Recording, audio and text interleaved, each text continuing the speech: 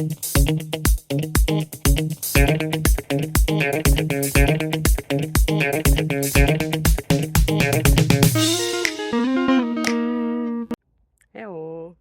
So today is sports day, so it's time to do something for us, for our body, and of course for our mind. So how about this next question?